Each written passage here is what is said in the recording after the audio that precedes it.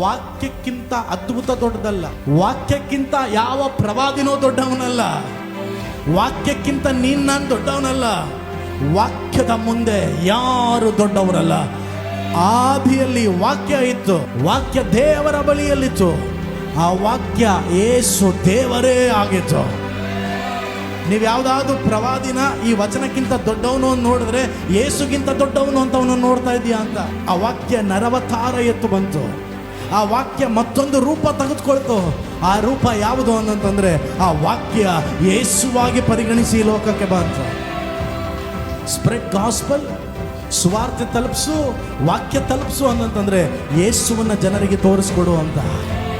ಕ್ರಿಸ್ಟಿಯಾನಿಟಿನ ತೋರಿಸ್ಕೊಡು ಅಂತಲ್ಲ. ದಯವಿಟ್ಟು ಹೇಳ್ತೀನಿ, ನಿನ್ನ ನಡೆ, ನಿನ್ನ ನುಡಿ, ನಿನ್ನ ಪ್ರೀತಿ, ನಿನ್ನ ಶುದ್ಧತ್ವ, ನಿನ್ನ ನಂಬಿಕೆಯಲ್ಲಿ ನಿನ್ನ ಮಾದರಿ ಇಲ್ಲದೆ ಮತ್ತೊಬ್ಬರ ಹತ್ರ ಹೋಗಿ ನಾನು ಕ್ರೈಸ್ತನನ್ನ ಅನುಸರಿಸುವಂತ ದಯಮಾಡಿ ಹೇಳಬೇಡ.